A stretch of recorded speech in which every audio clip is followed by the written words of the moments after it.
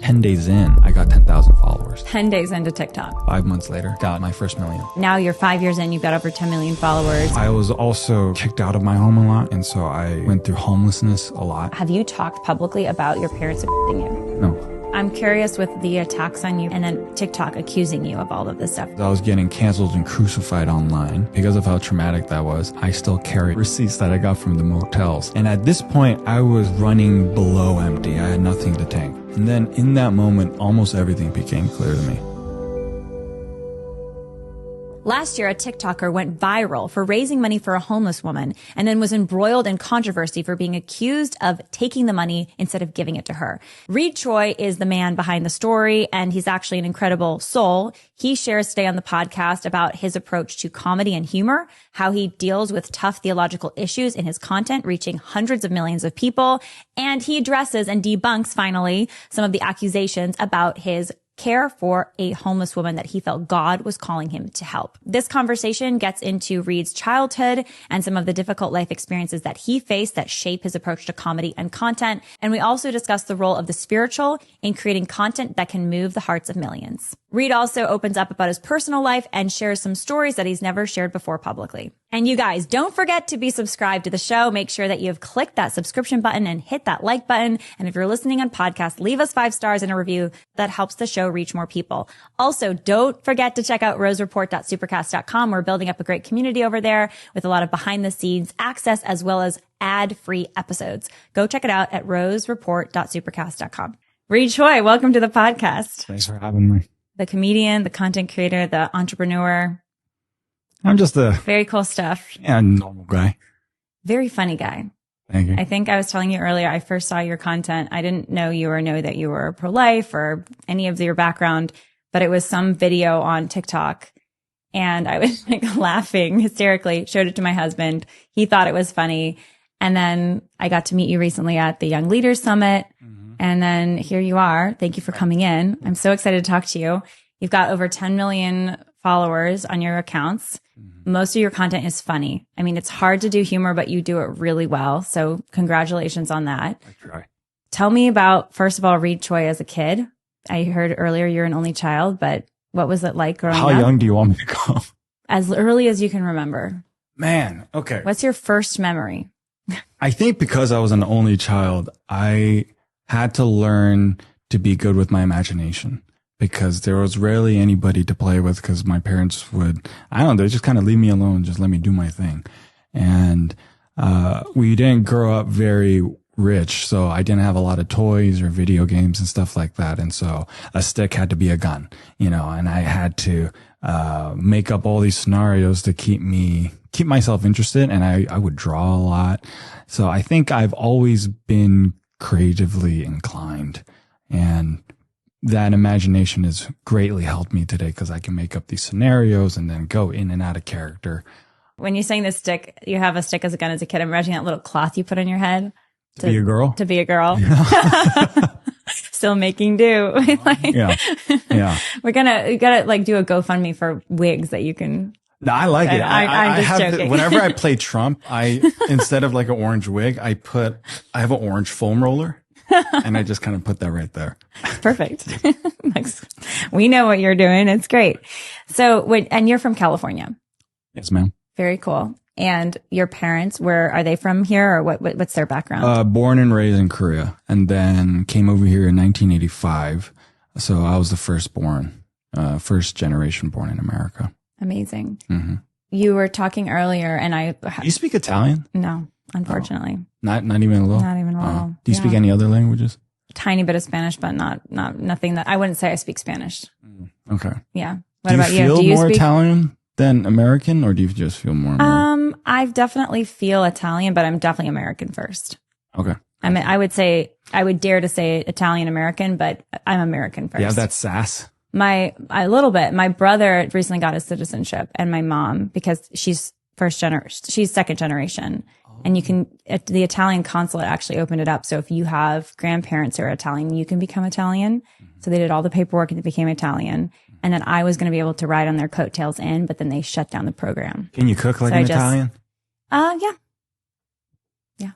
Husband's a lucky man. Yeah.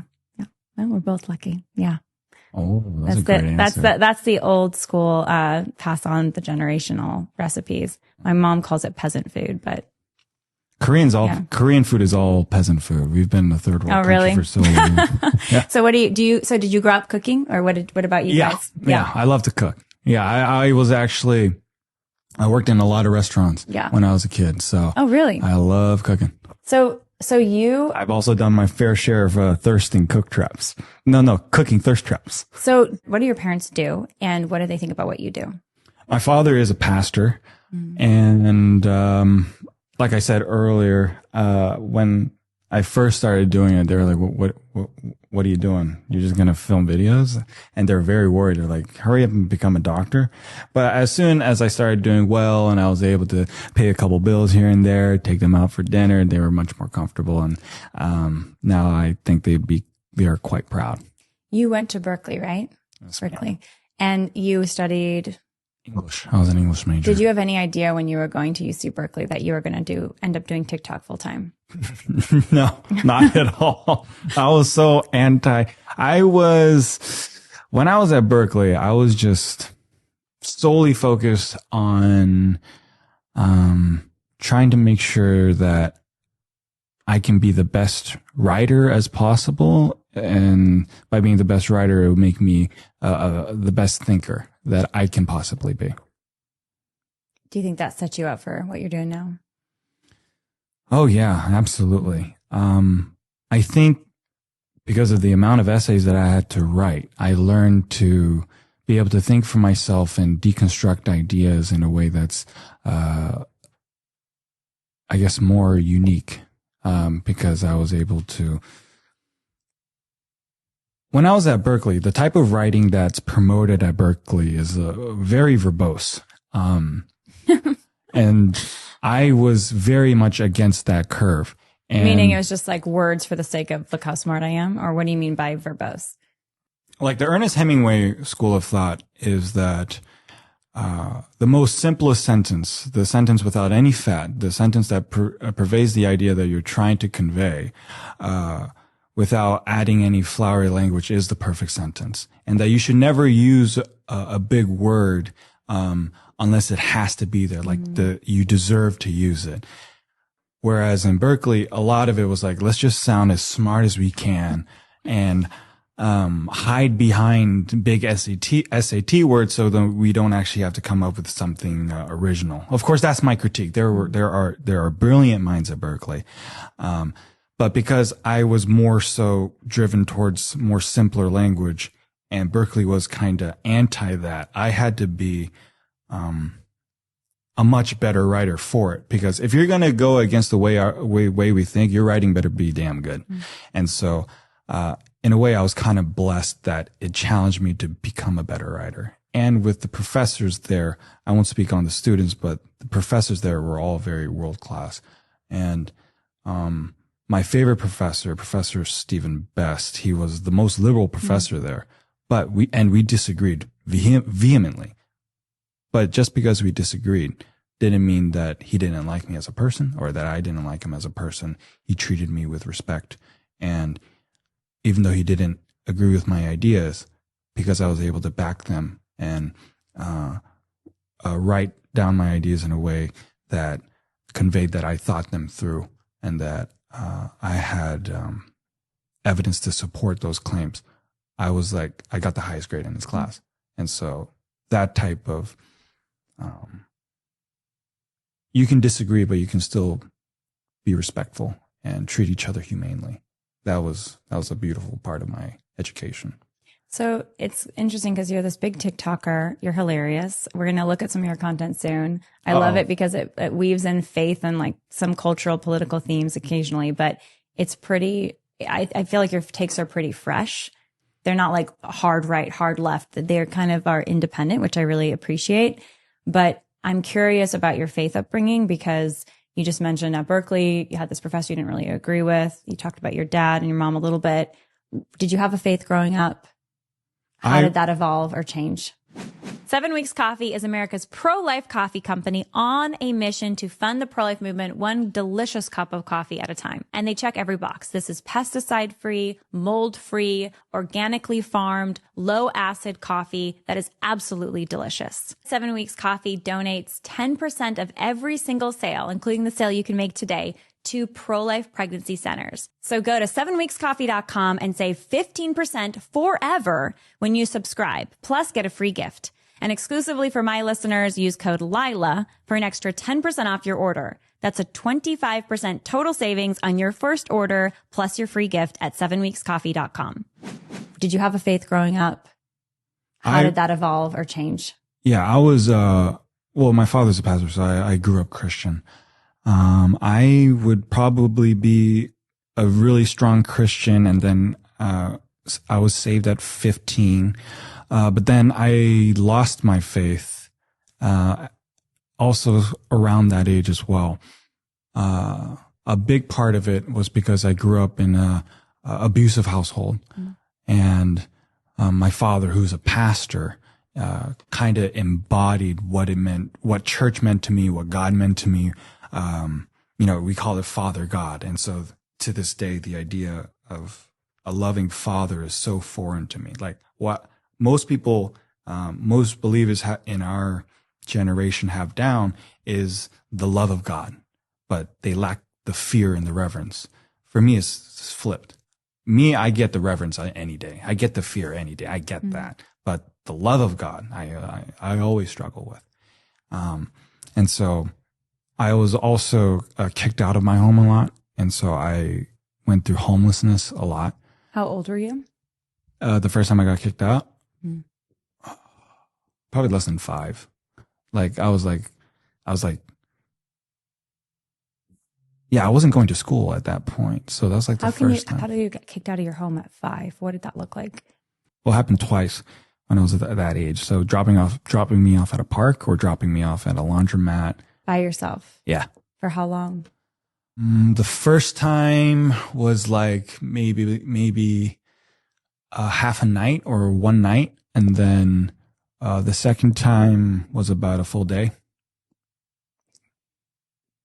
I mean, I think anyone listening to that is probably thinking, well, that's not legal. You can't just leave your 5-year-old alone in a park or, at a laundromat. It's not safe.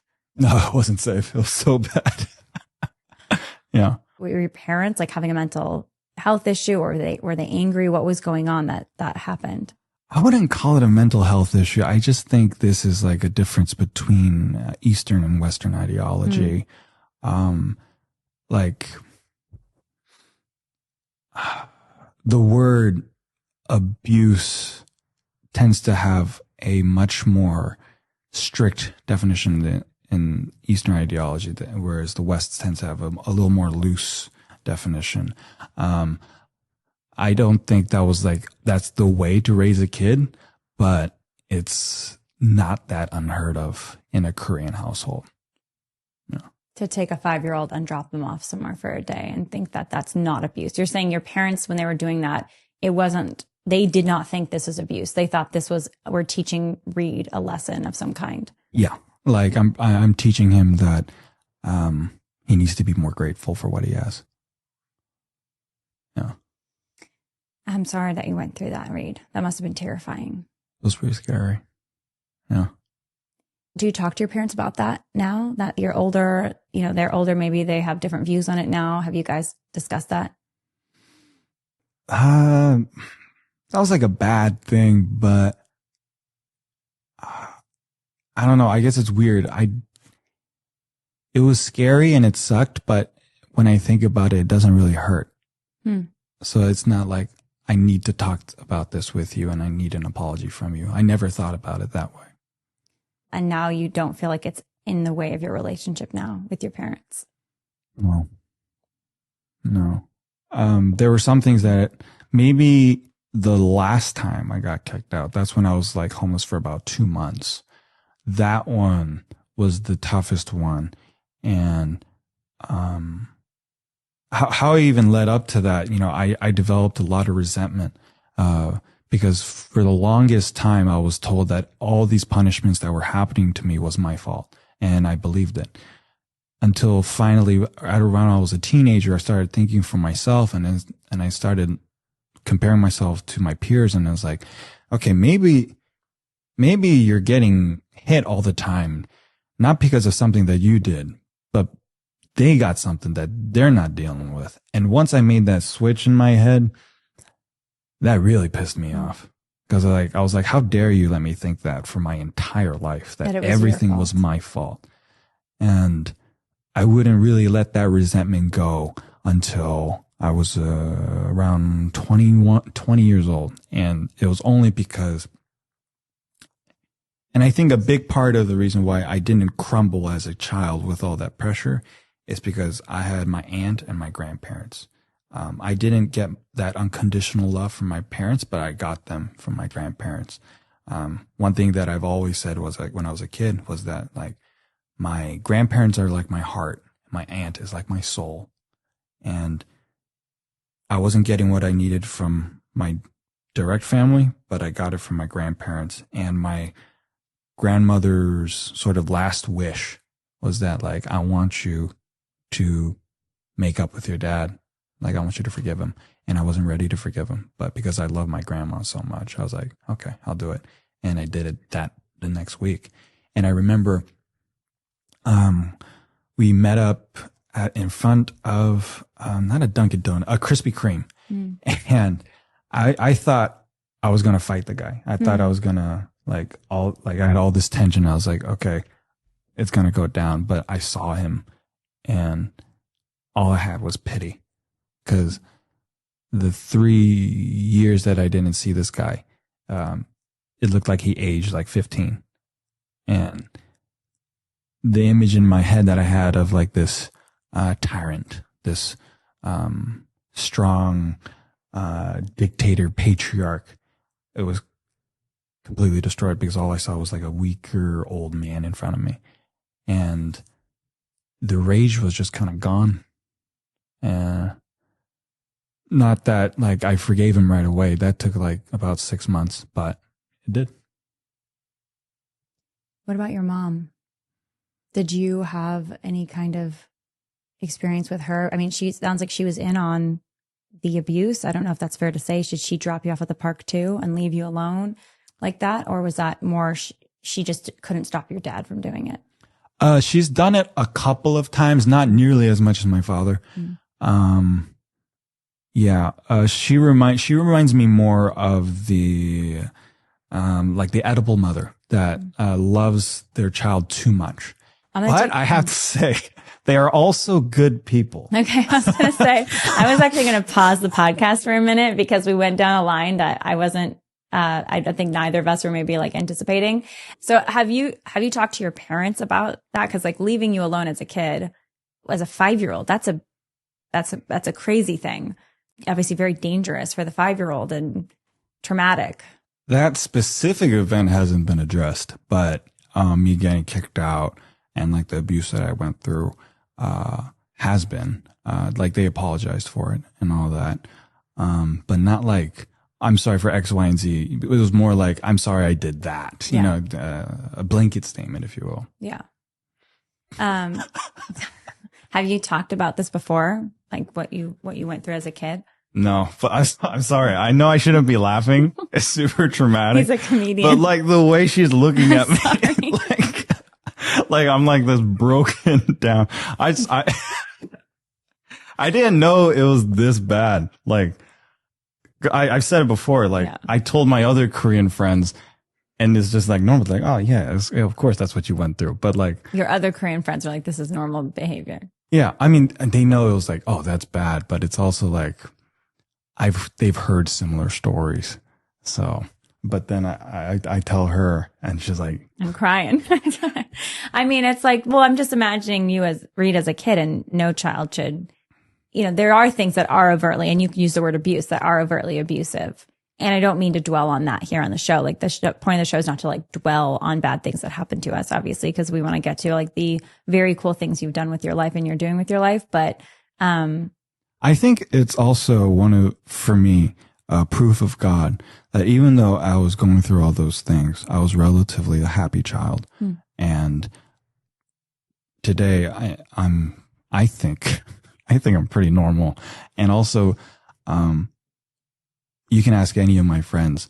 I am a diehard optimist, and I love people, and I genuinely want the best for people. I am an introvert, so I do get like tired out if I'm around too many people for too long, but still I love people. And I will die an optimist. That's resilience. I think so. Less so because I'm resilient, but more so because I think I have someone up above watching out for me. You absolutely do. It's summertime. It's the time of barbecues and cookouts. It's time to get your Good Ranchers subscription going on. Good Ranchers sources 100% of its chicken, its beef, its pork, its fish from the United States, from good ranchers, and farmers in the USA. You might not be aware of this, but 85% of the meat that you may buy in the grocery store or the chicken is actually from outside of the United States. They'll put product of the USA on there, but it's actually imported in from other countries. And the quality can be hit or miss. With GoodRanchers.com, you know exactly where your meat is coming from. Local American farmers and ranchers. And you know that the best cuts of the meat have been made and carefully vacuum sealed in each individual package so that there's nothing wasted. So if you go to GoodRanchers.com today, pick any bundle, any subscription box. It's delivered right to your door. You get a full $40 off your order, plus a free add-on of meat for life. Your choice of Wagyu burgers, delicious, hot dogs, bacon, or chicken wings in every box for the life of your subscription. Just use the code Lila at checkout. Use the code Lila at checkout at Good Ranchers for $40 off your order, lifetime free add-on, as well as fast and free shipping. Enjoy your American meat delivered. So you were talking about your faith. You fell away from your faith at 15. The same year, it sounds like you found faith. Can you share what happened? It was around that time. Okay. I don't have like a direct, I can't remember exactly when I got saved. I just know it happened around that time. But what happened?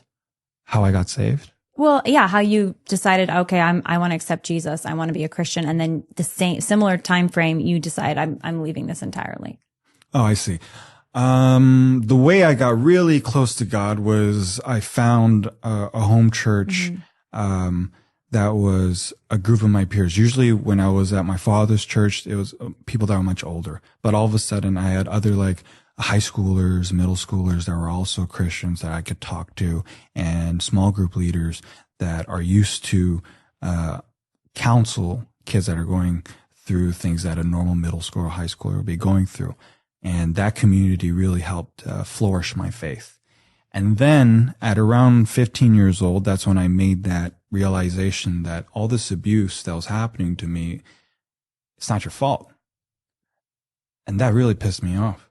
And a lot of things started to make sense. Like I remember, I would be like, because I would just try to be so perfect all the time because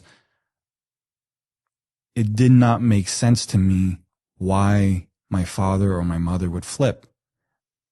But I would look for things that weren't there because obviously it's your fault because they're telling you that it's your fault. But all of a sudden, when I'm able to say, hey, maybe the reason why you can't find a reason why they shouldn't have gotten that mad is because it was never there to begin with. And then that really, that pissed me off. And then, of course, you go to, if God is a loving God and I'm an innocent child, how do you do that? How, and he's a pastor? And how do you add that level of complexity for me to find it so impossible to find you and expect me to praise you for it? And so I started asking myself these questions and I couldn't find answers. And because I couldn't find answers, I assumed there weren't any. And I assume it's because there is no God. And then that was around like about a 2 to 3 year process. And then I went from like Christian, agnostic to atheist to back to Christian again. What was there someone at that time you were talking to? Like, did you talk about this with your dad? and say, Dad, you've abused me. I'm mad. You say you represent God. If this is who God is, I don't want anything to do with it. Did you have a conversation like that, like a showdown? So I got kicked out when for the last time when I was 17. And up until that point, one of the key themes in my life, it's kind of dark, was that I thought that I was going to have one day where I would be able to unleash all of the hate or the anger or the resentment that was building up one day on my father and just let it all out. And, I knew how I wanted it to happen. Because I just knew it was a waiting game. He's going to flip and then he's going to hit me. And so I was like, I'll let him have the first hit and I'm going to take the rest. And I remember it was in summer vacation before senior year. And this kind of gives insight as to, what the anger problems look like. I was, in my room, and it was a Saturday morning, and all of a sudden I hear, in Korean, come here. And I was like, oh, okay. Is today the day? And so I go to the restroom that he was standing in. And the reason why he got mad is because my toothbrush was, instead of being upright, it was like that. It was laying on the table. And the water on the toothbrush was on the table. And that really ticked him off. And he grabbed me by my collar. And I raised my hand up, getting ready to hit him back. And this is the first time I've ever done anything like that. So he got really surprised and really mad by that. And so he started cussing me out in Korean. And then he grabbed me by the collar and then headbutted me, pulled me and headbutted me. And then screamed at me, telling me to get out. And I remember I was like in my room getting my things. I don't know why I didn't fight back right there, but I didn't. And I went in my room, getting my things because I was used to doing this. And all of a sudden he runs into my room, throwing haymakers, just throwing punches in every direction. And then, I was like, oh, okay, it's happening now. And so I started throwing punches, back, but my mother got in between us within like 10 seconds. I didn't get anything out. I felt so cut off from what could have been a really, emotionally toxic cathartic moment, but it didn't happen. And then that's when, I got kicked out for the last time. And then, he cut me off, everything. I had my own bank account. He restricted access to that. And so I wasn't able to access the money that I saved myself. Obviously no phone. He cut off the phone, and I was, sleeping at a park, for about, 1 month. And then I was able to get access to, my bank accounts. There was a little bit of hiccup there. So it took another month before I was able to get full access. I exhausted my list of friends of like staying at places, but I was able to last another month to the point where I was able to get full access to my bank account, where I saved, just about $3,000, which lasted my senior year. I'm curious and thank you for sharing all of this. And when you're in senior year and you have this money, do you live at a hotel? Like, what were you doing? Where did you live at that time? So Koreans, we have our own Korean newspaper, and then there will be less than legal listings on these newspapers. And so I think it was exactly $550 a month.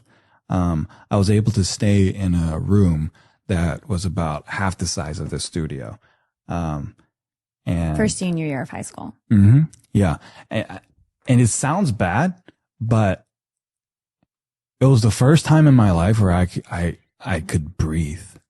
And so like if people saw this living situation I was in, they might think that like, oh, it must have been really tough for you. Mm-hmm.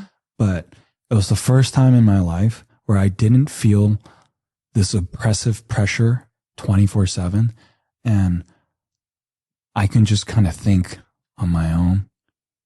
And it was liberating. It was awesome. And it was around that time, because I have this time to think freely. I also, it was kind of a turning point in my life because I felt like I was so behind my peers. I started reading voraciously, and getting every book that I can get my hands on. And as I developed myself as a critical thinker, I started attacking my faith and approaching the Bible secularly. And I was like looking for contradictions. It reminds me of Matthew 5, seek and you shall find, ask and it shall be given to you, knock and it shall be opened to you. As humans, we are creatures of focus. And so if you look for things that are wrong, that's what you'll find. And if you look for things that are right, that's what you'll find. And I think the Bible is the same way. Whether there was contradictory evidence or not, I wanted to not believe. And so I found the things that convinced me, and I didn't look for the things that would convince me otherwise. Bed sheets matter. You want bed sheets that are silky, smooth, breathable, made from good materials that are healthy for your skin. I've been so thrilled to sleep on sheets made by CozyEarth.com. CozyEarth sheets are made from viscose from bamboo, and they are the silkiest, softest sheets that you will ever sleep on. They also wash really well. We've washed ours now many, many times, and they're still as silky as they were on day one. CozyEarth also has the most premium and comfy cozy robes. They have these wonderful viscose from bamboo pajamas. I also wear those. If you want to buy a gift for a loved one, a gift for your spouse, a gift for your parents, if you want to buy a gift for yourself, go to CozyEarth.com today. Use the code Lila at checkout for a full 40% off your order. Get your sheets, get your robes, get your joggers, get whatever product you think you most want to treat yourself or your loved one with, and go to CozyEarth.com using the code Lila for a full 40% off your order. I think about your life trajectory and now what you're doing now, you're a comedian, and you're a very good one in my view. And I do think comedians really understand the dark side of human nature. They understand the darkness that exists out there. There's gallows humor, obviously, as part of the comedic exercises. But so I guess this is where I'm going with this, is your childhood and some of the tough things that you've experienced, some of them that you've never even shared before that you're sharing right now with our audience. Do you think that those maybe prepared you in a way with an understanding even of human nature for the kind of comedy that you do? Or how do you think it impacted the comedy that you do? Maybe a better question. I think it forced me to become an optimist so that when I go through trials now, I've learned to not worry about the things that I can't change and focus on the things that I can. And when I find myself going through maybe a depressive episode or something like that, through trial and error, there's this saying, this like the worst time to look for a coping mechanism is when you need one. I'm really lucky to have really good people in my life that I can rely on and lean on. But sorry, I'm going off topic. With my childhood and the trauma, I think if I didn't make myself laugh, I probably wouldn't be here. It was trial by fire. I was forced to be able to find the things that could be funny because of how dark the world was. And I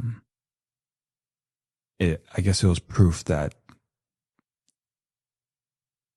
if everything is dark around you, maybe you yourself just has to be the light that you need, At what point did you feel like you came back into faith and you had a different view of God, not as someone who was angry, who permitted your father to abuse you, but this was a God who loved you, and any hurt that your parents did to you wasn't God's hurting of you, but it was him allowing them to have free will? When did all of those pieces come into play for you? In 2021, I lost my grandparents. So sorry. It's okay. It was the first time in my life, funny enough, where I felt actually suicidal. Like I actually just wanted to die. And it happened in succession. At first it happened with my grandmother getting a heart attack. And when that happened, I realized I was being selfish and there's other people that I need to take care of. So you can't kill yourself right now. And then my grandfather passed about 40 days later. And so I had to take care of my family like that and take care of my aunt and make sure that she was okay. And then my grandmother passed. And at this point, I was running below empty. I had nothing to tank. I was just like lamenting every day. And then, funny enough, about a month later, I was sitting at this restaurant with my buddy, just getting dinner. And he was just trying to be there for me because he knew I was going to really do a really tough time. And I hear about 50 feet away a crash. And I look over and there's a homeless lady with a cart that's sitting on the ground. That she's clearly fallen. And I look and I'm like, okay, someone's going to help her, right? A couple seconds go by, nothing. No one does. And so I was like, all right, I'll go help her. I get up, I help her out. I'm like, all right, you have a nice day, lady. And then there's a voice in my head that tells me you can do more. And I'm like, God, I'm running on empty here, but okay. I go to the restaurant, buy her some food, bring it out. Here you go, lady. Have a good day. As soon as I walk away, you can do more. I'm like, oh my gosh, what more do I don't even, okay. I drive to the closest Ross, buy a couple of outfits. And I was like, okay, now I went the extra mile. And God was like, you can do more. And he gave, so basically I made a video and I was able to raise around $20,000 for this woman. Her name was Marcia White. And for 6 months, every day, 3 times a day, I would go visit her, call her twice. Any DMV visit, any social worker visit, anything, I drove her. My life revolved around this woman for 6 months. And I was, again, running on zero. I had nothing to give. And it was only the Holy Spirit that gave me just enough to do the next thing he wanted me to do for this lady. And this whole time, I would be getting crucified online because people thought I stole money from this woman. And so not only was I doing what I thought was the right thing, people were running my name through the mud, telling me that I was abusing this woman financially, sexually, emotionally, physically, everything. And also the woman that I was helping, Marcia White, was also a alcoholic schizophrenic. And so, it seems like I was getting attacked on all sides.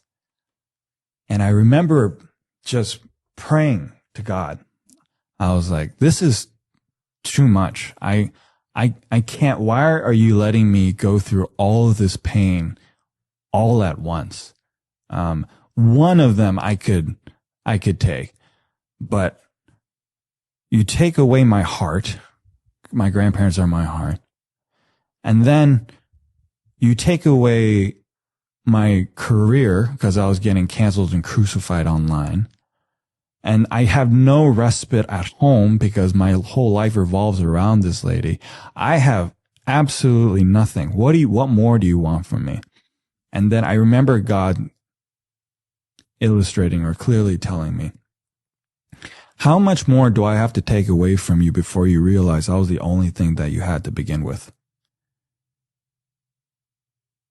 And then in that moment, almost everything became clear to me. That through this suffering, I was able to empathize with our Savior in a way that most people never will. I was doing the right thing and I was being crucified for it. And helping someone that to this day, I can't say truly knew what was going on. And so can never be truly grateful for it. And so the same way that Christ gave his life, never sinned and was helping people that I think we can both agree that a lot of them are ungrateful for what he's done.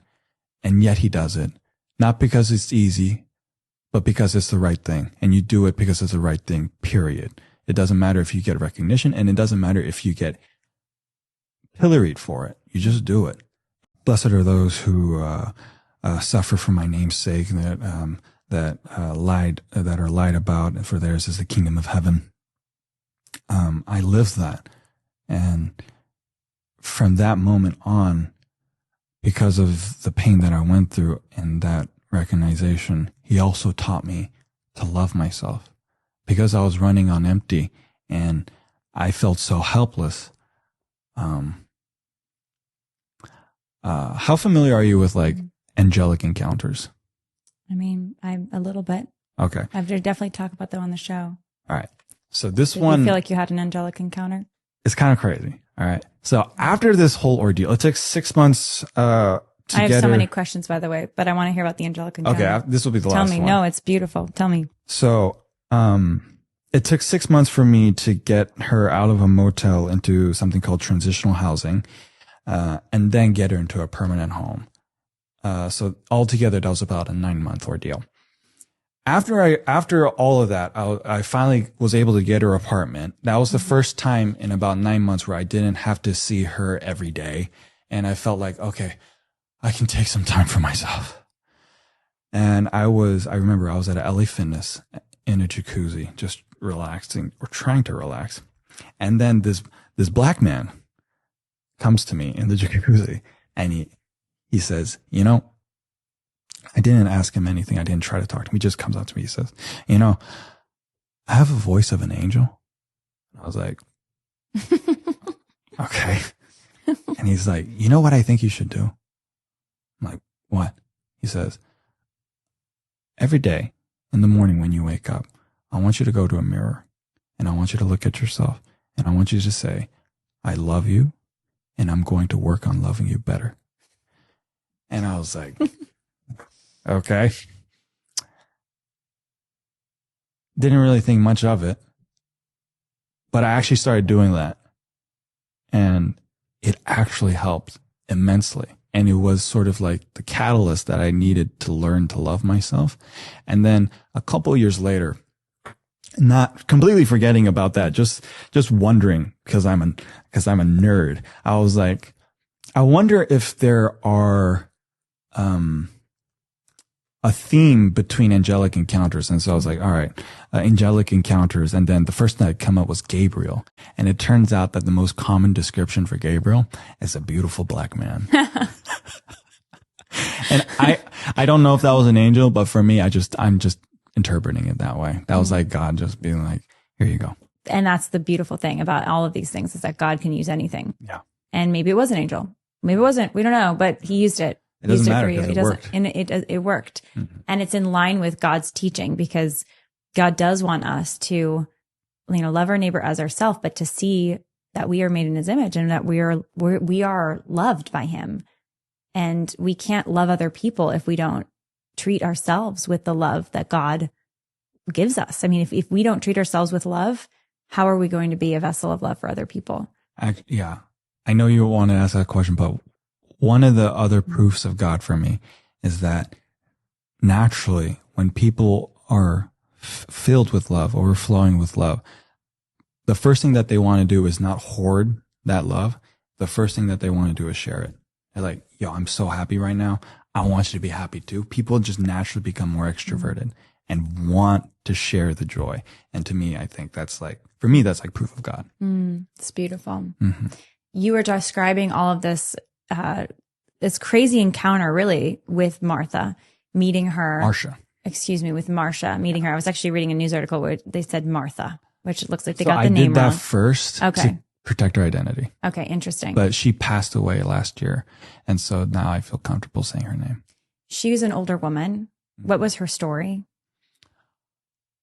So she, okay. I want to be respectful to some of the family members, but basically she actually grew up in the South Bay. She had a difficult marriage, got divorced, and was an alcoholic from an early age. And at some point, that addiction took over and she lost all of her money. And then she became homeless. And while homeless, she developed certain psychoses, one of them being schizophrenia. I'm curious with the attacks on you because basically the valiant effort to help somebody, right? And then TikTok accusing you of all of this stuff. There's all kinds of people accusing other people of things on the internet. That happens every day. If you're a public figure, no matter what you're doing, you're going to get somebody hating on you for something. They're going to come up with something. I know from personal experience, and I've seen it happen to virtually everyone. So I'm not surprised that that happened to you. I am surprised how it seems like TikTok made it, like a group of TikTok sleuths made it their personal project to go after you. And do you think that's because in part it was such a unique thing that you were doing? Like very few people are like personally taking it on as their problem to help somebody like a Martha. Yeah. And no matter how much counter evidence that I gave. So, I raised through GoFundMe, and then I let GoFundMe hire a third party, investigation team to prove everything. I gave them all the receipts, all of it. And then once, they sent back a report that I could then, publicly state, it wasn't enough. And no matter how much evidence I gave, actually at some point, once I gave enough evidence, they just kind of stopped. They never apologized. The damage was done. And to this day, people think I, did that. Meaning that you did a GoFundMe for this woman and then you just took the money and bought sushi I just took the $20,000 and, I don't know, not help her, but I don't know how much more proof I can give. Like the apartment, the food, the stocked fridge, the social workers. I don't know. Yeah. And to this day, because of how traumatic that was, in my wallet, I still carry around receipts that I got from the motels just in case someone comes up to me, and I always have at least some proof that I did what I said I did. So what is your right now? Well, we didn't get to the part yet where you started your TikTok account. I mean, you're at Berkeley, you're having this journey, and the stuff with Martha happened after you had started your content creation a few years in. But now you're 5 years in, you've got over 10 million followers. You were at Berkeley, you were an English major, you had all this, this dynamic with your parents and figuring out God's love for you. At what point did you decide I'm going to start a TikTok account? 2020, it was quarantine, and the way my mind works, I just need something to do, and I was so bored. And before that, I would use Vine compilation videos as sleep aids. So right before I go to sleep, I would just watch Vine videos because they're mindless and it just distracts me. And so I found myself not being able to go outside, and it's like, I need something to do. And I was like, TikTok's like Vine, and I've seen every Vine video. I can make a TikTok. And so I just downloaded the app. Not because I was like, oh, I'm going to make this a career. I'm going to become a content creator, but it's like, I just need something to do. But 10 days in, I got 10,000 followers. And I was like, 10 days into TikTok, you just done it to 10 days and you already made 10K. How did that happen? I tried I posted like crazy, and I tried any and everything because all I had was time. And I remember I was going on a run, and I was just picturing myself like in the middle of a stadium with 10,000 eyeballs just staring at me. I was like, I think you're onto something here, and I think you should go all in. And so I did. And then 5 months later, got my first million. Wow. And now it's over 10, and you've been doing this whole time a lot of comedy videos. That's I would say probably the primary content. Comedy. So, okay. I first started out, funny enough, with, educational Korean and Japanese videos. And then seriously, I didn't realize that was the start. And then how to speak Korean and Japanese. Yeah. But do you in speak like both unique, Korean and Japanese? Yeah. Okay, very But like cool. in unique ways, like how do you speak like a Japanese gangster? "何言ってんのお前ら?" Or also like a Korean, dialects, different Korean dialects. And for some reason that did really well. Also did, a lot of POV videos. I love storytelling.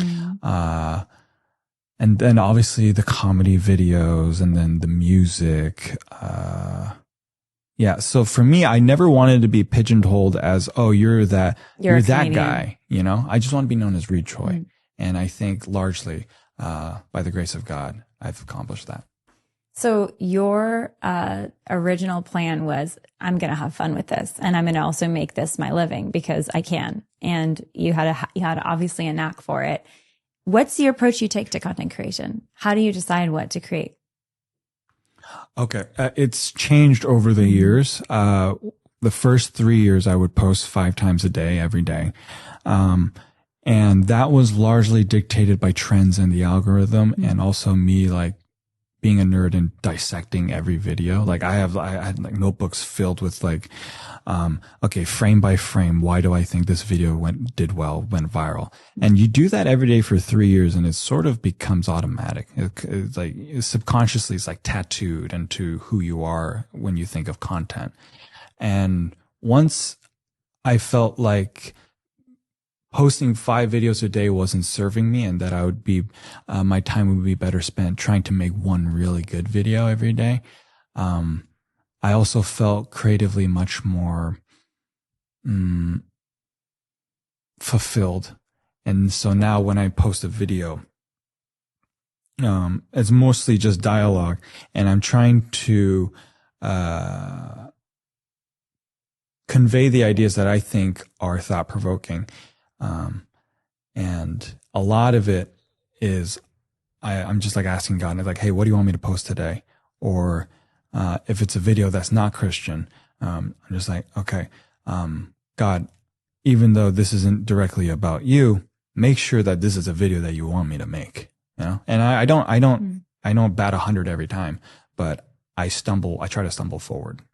What's the sense that you get when you think God is in the video, like God's will is in support of the video versus not? How do you make that calculation? And I'll say one quick thing before you answer about that, because we were discussing this on the show recently, actually, with Jonna Schuster, who wrote this beautiful book called Hearing God's Voice. And she was sharing how there's like these 4 different parameters you can use for understanding if this is God's voice or not. The first one is God's teaching, obviously. Oh, yeah. You know, the Bible. Yeah. We're Catholic, so the magisterium of the church, you have 2,000 years of church teaching, which is incredibly helpful. The second one is the character of God. Like, is this within God's character? You know, is this goodness? Is this truth? Is this beauty? Then there is also the question of, does this bring about fruitfulness in you as a person, right? Because if you're doing something that's not fruitful, it's not bringing the fruits of the Holy Spirit. You're like, is this God or is there something else going on? What's your framework that you use? Yeah. So for me, number one, and it's the reason why, I just like memorizing the Bible. So like the book of James, I can recount from beginning to end and we're called to write his word on our heart. Right. And,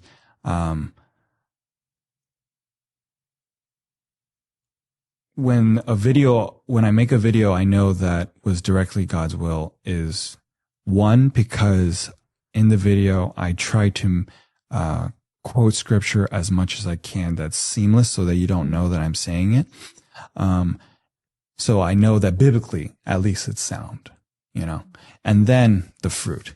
The fruit has to be divided. It can't be purely positive, because if it's purely positive, then I know that it wasn't substantive enough. There has to be what do you want to call it, like theological disagreement, but there has to be a conversation of God taking place. That meaning type the of impact, like on your followers, of how people take the content. If it's all just like, nice job, Reed, but you're looking for people to really engage. Yeah. And then, how it spreads. How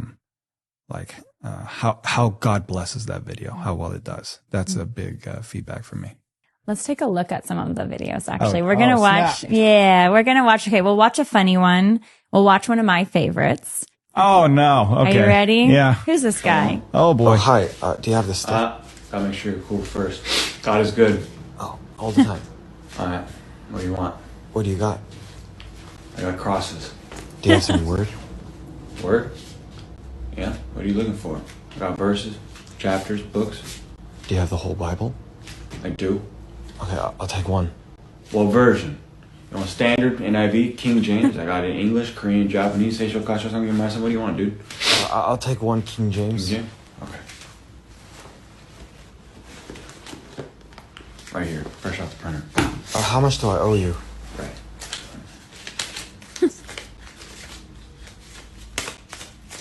Here you go. You're giving me money? Yeah, just make sure you give back the 10. I don't owe you anything? Don't worry about it. He paid for it all. What does that mean? Who paid? What do you mean, what does that mean? Have you not read the... Freeze! Put your hands up in the air. You got it. Okay. Oh, wait, what? All right, that was my Hold last on. Bible. I gave them all away, and I ain't never gonna tell you nothing. Christians, C's up, B's down, B's in, and Beelzebub, and C's in Christians, of course. Wait, this Anyway, is not the one I was words, thinking, but criminal. this one. Jesus loves you. Fair. That's fair. Why did I say it like that? Wait a minute. Okay, let's pull up another one. All right, this is a funny one. Very funny.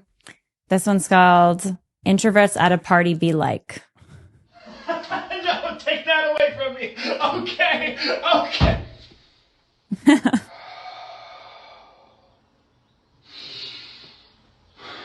cry.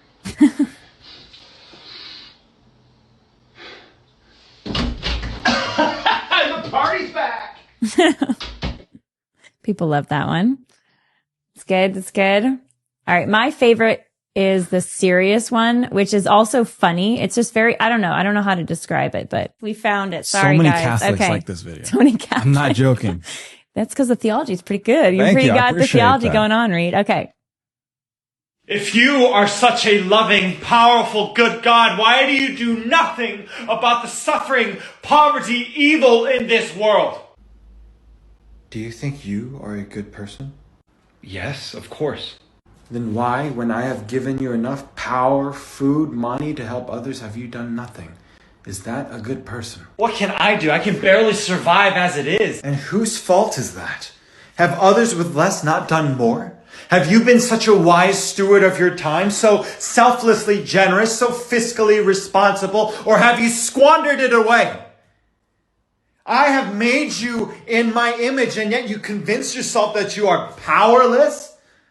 You know deep down inside that thousands of people are waiting for you to live up to your potential, and yet you throw it all away. I gave you a back to carry weight, not turn it on them. You think you're angry? I am enraged when I see you squander away your potential where thousands of people are waiting for you to cultivate. If I answered your prayer and got rid of all this evil, have you ever stopped to think that I might just start with you? I let evil persist because I love you. Because I believe in you. I trust that one day you'll stop sinning and that you'll do what is right. Not because it's easy, but because it's the right thing to do. Carry your cross. What inspired that? I was making Christian videos, and a lot of the comments that did not like the video was like, you know, if God is so good, then why do kids get cancer? You know, if God is so good, why does X, Y, and Z happen? Why is there so much evil if he's such a good and loving God? And I remember I was really sitting with myself in that question. And for some reason, I felt God's anger. Well, I think I felt God's anger. And especially with the Protestant church, one thing, if I can make a critique about the Protestant church, is that we lost our reverence towards God. And it's great, you know, he's a loving God. It's good that we have such a profound focus on his love, but there is such a thing as holy anger. And I think I was trying to show that in that video, that you think you see the pain that other people are going through, and you're the only one that's pissed off. God feels it way more than you do. And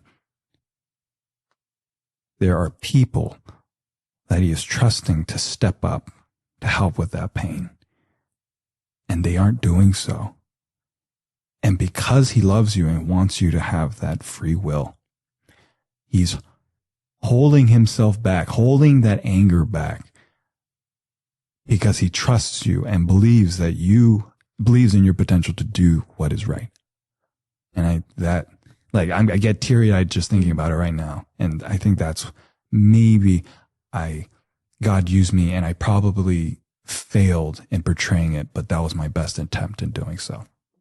I can definitely see from what I know of you, the little I know of you so far, but the personality of yourself coming through. But that's what we do, right? In trying to share what we believe God is teaching us, is it's through our lens. Yeah.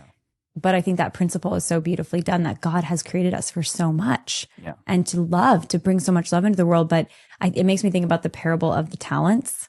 Mm-hmm. Yeah, exactly. Yeah. And the one who was afraid of God. You're a hard master, and I'm going to bury the talent. And so I'm not going to do all the good things because you're bad. And God's saying, no, because I'm good, I gave you this talent so that you can then do good abundantly, 10x, 100x. But if you bury the talent and you say I'm bad and walk away, you're part of, you are part of the problem. You are the very thing that you're accusing me of.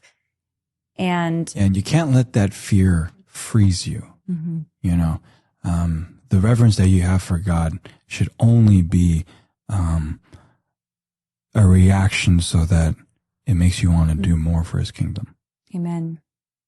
And to trust him more, because he is our Father who loves us. Mm-hmm. Do you think that the current Christian content community that's growing, because there's so many digital creators now, increasingly this is how people get their news, their entertainment, their connection, even like brands. This is how brands sell their product. It's not typically the way they used to in the past. Now it's like through creators. It's all around creators now. Have you found, you're in LA, have you found there is enough of a community for faith-based, and I don't like even that word, let's say Christian, for Christian content creators? To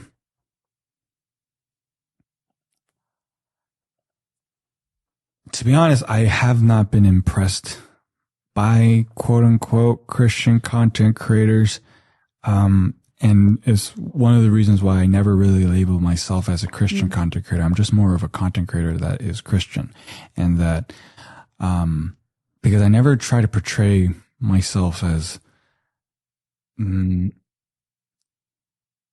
read the Bible with me every day. Watch me be like this. Go to church. Go to church. And like, right. I don't, for me, like I've often told people that I'm a hypocrite, and that I am a case study of God's grace, not because I'm a perfect person, but because he used such a sinful, imperfect person. And, like one of the critiques of Martin Luther King Jr. is that he cheated on his wife a lot. And then God used him. And I'm like, that's what the gospel is. If he used the perfect person, that person wouldn't need God in the first place. The gospel is that he doesn't call the qualified, he qualifies the called. And it's through the edification of having a relationship with Christ himself that we're allowed to do things and his wonders through us. But for me, being a Christian content creator, or what I see, is too much of legalism and being a Pharisee, as opposed to what I like to be is like, I try to make the most honest representation of of what faith is to me. There was a video where I cursed, where I said the F word while I was praying, because I actually did that. And was it wrong? Absolutely, probably. I probably shouldn't be cursing when I was talking to the most holy being in the universe, but that's actually what I did. And I wanted to show that it's okay to stumble forward. And I'm not condoning that you pray to God that way, but I was being honest about how imperfect my faith is. And it's something I struggle with to this day. We were talking before we sat down for this interview about certain things that you don't talk about in your content. Yeah. And I'm not going to obviously give it away. We did talk about some of that stuff, but I'm curious how you approach when you're making this content. I believe you are doing it for the glory of God. I think that's what your ultimate goal is here. Obviously imperfectly, as I do it very imperfectly. But you also are making decisions day in and day out about what to post, what not to post, what to say and what not to say. And your framework, of course, end game God, but there's a lot of human prudence that has to come into play here in figuring out what to say. What are the parameters you use? I've learned that because, and I'm sure you know this as well, when you have a public lifestyle, the things that are private, you learn to keep sacred, because at some point you want something that's just for you. Or at least that's how I come about it. So there's a couple of things that I keep sacred in my life. You'll never see a photo of my friends. My friends are for me. I'm not going to post them anywhere. These people are what keep me grounded. And I'll never share a video or a photo of me working out. Just for me, the gym is like a second church. It's a place where I can relax. It's a place where I can recharge. And then finally, my church. You'll never know what church I go to. I will never share that publicly. And I try to keep that as low profile as possible, because I'm keeping that sacred. I'll talk about my faith, but the place I go to recharge as a Christian, that's just for me. And I find that, like, with public life, it's one of the things that's kind of kept me sane. Is there anything like that for you? What's only Lila? Definitely my kids. Oh, you never post your kids? That's I've good. only posted like back of the heads a few times, or, if a rare occasion I'll do a child, but I'll blank out the face so you can't see, you can't recognize the child. There's a lot of creeps out there. There's a lot of creeps out there, and it's for their privacy and their safety. Obviously, like where we live, like our personal community, I won't post that. Same. I just have to ask. This might be inappropriate, so you don't have to answer. Yeah. Do you get like weird DMs? Yeah. Okay. I'm sure you do too. Yeah, I know, but like for you, I'm just wondering what. Yeah. I mean, who doesn't? Like, I just figured maybe there was like a veil of protection or something there. Yeah. I mean, not as weird as I think other women get. Okay. I think I actually do have a bit of a protection. Do you think that's just spiritual, or is something the way that you carry yourself does it? How do you? I do think that's an interesting question. And I actually was thinking about this the other day because it connects back to like modesty. Yeah.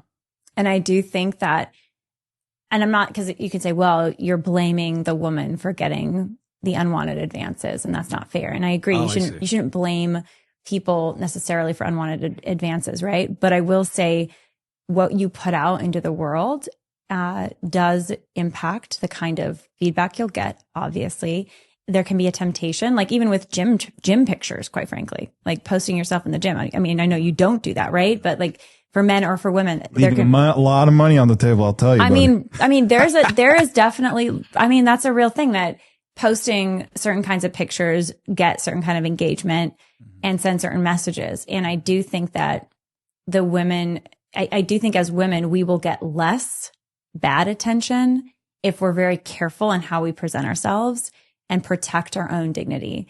And that's not to blame women who get bad advances, or, this is not a blame thing. It's a common sense thing. And so, yeah, I do think that I've been able to, like, for example, someone who told me like, oh, so many men I've been, over the years, I've gotten to know a lot of girls, especially in public life. And they say, well, I've gotten so many unwanted advances, or, men being inappropriate with me. And I've definitely had a few situations in my life where there have been some inappropriate things, but I've been very good at boundaries. Like I'm not going to send a signal that this is okay. And I'm also going to, the way I present myself, not be naive about stuff. And so I think that has really protected me. And I don't think that's something that is unique to me. I think any woman can take advantage of these protections, not to say that's going to fully protect them, because there still will be bad things and bad people out there, right? I have a question though. So, yeah. Let's say you're talking to like, an 18-year-old girl, right? And because you uniquely have maybe a safer online experience when it comes to DMs or creepiness, if you had to give them just like your top 3 rules or boundaries that they should keep when having an online presence, protect themselves on like social media, what would it be? For an 18-year-old, I would say don't post provocative pictures. I would say that would be a number one thing. But what's provocative to you? Yeah, I would say it doesn't really matter what's provocative to us. It matters what's provocative to like potentially most people out there, especially creeps. Okay. So I would kind well, of, there's like obvious stuff, like maybe no bikini photos, Yeah. but like, what about like, what would be the start of that line for you where it's crossing provocative? There is a gray area. And I remember my dad saying this when I was growing up, like modesty is a spectrum, right? Like what's immodest and Autism. basically we joke, I think he might be on the spectrum. He would say that himself, but yeah, it is a spectrum. So like in one culture, modesty will look different than in another culture, but they're both modesty, right? So I don't know that there's like a hard line, but I would say, I think a lot of women have a sense for it. If they really like take a moment and do reflection about it, they would have a sense for it. And I'm not saying to like walk on pins and needles all the time, but To be smart. So I would say, if you feel like you're not confident about what be smart means, talk to other women, maybe even more mature women who've like been through things in their life, and discuss it with them. So that would be probably the first thing. And then the second thing would be like what you do, Reed, is just evaluate what am I going to share and what am I not going to share.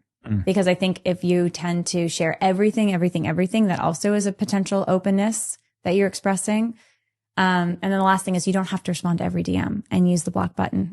Like, if you got weird stuff, just block. Probably a first step is just private page, huh? Yeah, probably. Yeah. Sucks for you though. Yeah. I'm not sure how helpful that was, and it is different. Like what I grew up. So I had social media in my teen years, early stage, like Facebook, things like that. Right. I didn't have TikTok like as a teenager. So I can't imagine. Yeah. It's crazy. And one of the interesting things, it's hard for a non-believer to find older mentors. Yeah, but if you're a believer, so you're just surrounded by older mentors everywhere. Yeah. It's very true. So being proactive to find people to help you. Yeah. Because I think a lot of young people too, I've heard them say things like, well, I like other young people. I just want to do I only like to follow other young creators. I only want to be with other young people. And I was homeschooled. So I always had. I can tell. You can tell, right? I mean, it's fine. I'll take it as a compliment. I always had older people with me, and that helped. I loved that, and I hung out with older people and very younger people. And I think that's actually more natural because we're not meant to be with just a cohort of people exactly our age. We're meant to be with people of all different ages. What's that girl that also was homeschooled, UCLA, was an actress. She has like I don't know if it's a podcast, but she's a YouTuber. She talks to the camera. Brett Cooper. Yeah. Are you guys close? Yeah. She was just on the show a few months ago. Okay. Yeah. Yeah. She was homeschooled too, right? Too. Yeah. Yeah. It's true. I actually didn't put those pieces together, but yeah. Yeah. Okay. That's cool. Yeah. Yeah. She's doing amazing things. Okay. Yeah. I just put those two in together. Yeah. I just did too. And Ben Shapiro also went to UCLA, which is also hilarious. Yes. I actually first met Ben Shapiro in Andrew Breitbart's basement. Well, actually, I know. It is a crazy thing. Well, that was the last thing I was going to ask you about. What is the media landscape and just how you think it's going to look in 10 years? And what do you think that means for all of the mission you're on and just for content creation in general? There's no doubt to me that social media will just become a stronger presence in people's lives, but it'll look different than what we recognize social media to be. Often, I think there's going to be microcosms of, instead of one influencer like us having millions of followers, it's going to be like 1,000 influencers with 10,000 followers. And more and more having a following is going to become more and more important, because the old media or traditional media of things, where a couple of companies have a monopoly on the eyeballs are now going to be divided amongst like 100,000 people. And as long as you have a bigger piece of the pie, you're going to have a unique advantage against everybody else. So like for me, the way I got into acting, I was able to skip a lot of lines because I had millions of followers to begin with. Which role was that? Let me see. So the first movie I ever did was called Finding You. It's actually coming out this year. And then I just got offered for another role. Actually going to get that offer this week. But I don't think I'm allowed to speak on that project. I haven't seen Finding You yet. So I didn't Hasn't even, come out. I didn't Yeah. even know. Have you announced that you're going to? No, not at all. Okay. I was going to say. You're first. I'm first. But I I was gonna also say, does stuff like with Darman as well. okay. Yeah. Well, when you slip that in just now, like, and that's like my acting, I was like, oh, what tell me more. Yeah. Cause you're obviously That's all acting on God. TikTok, but this is a little different. Yeah. And I think God prepped me for that because I wasn't thinking like this is going to be a pivot into acting. I was just playing the stories that I wanted to tell. Weird enough, I never thought about it until like producers, directors started reaching out to me. I was like, oh, I can use this for that. That's so cool. Yeah. But anyways, everybody's going to be more entrenched into social media, and it's going to become even harder to fight the enemy online because the algorithm and the way that pop culture will be more and more entrenched, and parasocial relationships will be valued more than actual relationships. It's going to be hard to reach people in a meaningful way. It's more like instead of having a one-on-one conversation on a regular basis, you're probably going to interact with 10,000 people like for a second. And it's going to be hard. So many people are going to be watching the creators with the 10,000 people. Like we're all going to have our 100 creators that we watch instead of our 100 friends or our 10 friends. Yeah, exactly. And that's already a problem with people today. They don't have enough friends, real friends. They're like online. But you're saying that's going to be exacerbated. Yeah. And with like the younger generation today, they're Gen Alpha, they want to make a good impact. Their hearts are in the right place, but their operating system, the manual that they're going on isn't well thought out. And so, like the road to hell is paved with good intentions. You've heard that, right?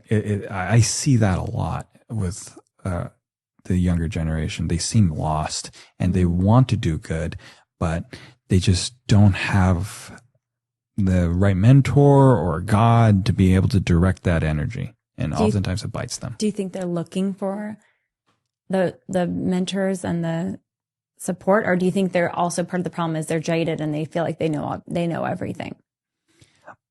More so, the younger generation has lost the ability to ask effective questions. And so because, the quality of your life comes from the quality of the questions that you ask. If someone that was, morbidly obese, if they just ask themselves, why I'm overweight, as opposed to what are the habits and routines that have allowed me to become this way, two separate questions, two totally different, directions. And that has been lost because they're so used to everything being curated for them instantly. And so being able to sit in one spot and just sort of, I guess, meditate on a single idea, that must contemplate. Have lost. Yeah. Contemplate is lost. I was talking to someone recently and they were saying that it's like there's a zombieification that's happened in Gen Alpha's head. Like it's just like the system is just not fully human because they've been so junkified on Cocomelon and then TikTok and everything else that they've lost the ability in some ways Brain to rot. relate. Brain rot. Oh, for sure. Yeah. It's sad. Well, it's funny because I have some brain rot and I'm a millennial. Oh, me too. You Don't have get brain me rot. wrong. You're Gen Z, but they grew up with this. They've never known a world without it. And many of them spent their childhoods online.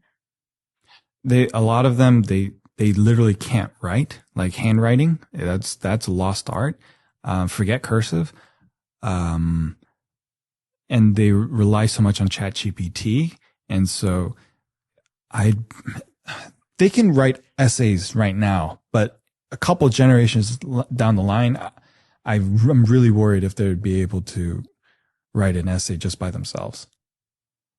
That's so crazy to contemplate. It's sad. Yeah. What does that mean? What are we going to do about that, Reed? I think we should worry less about what we can do with our platforms to fix it, and more so, and I think you're doing it right, what can you do with your kids? And make sure that a lot of parents worry that their kids aren't being exposed to the right things at school. But if you raise them right to the point where they have their own moral compass that they're not willing to budge on, it doesn't matter where they go because they're confident in who they are and what they believe in. And so by raising your children right, that impact, I think, will be a lot more direct than what we can do with our platforms. I love that. It is the most important job. Do you want to have a family one day? Oh, yeah. I love kids. You should see me around kids. I light up. Yeah. What are you seeing anybody right now? No. I'm single. I'm single. Yeah. What are you looking for in that future spouse? Like when I want to meet them? Yeah. And what are you looking for in them? What do you want them? Oh, what do I want from they have to be Christian.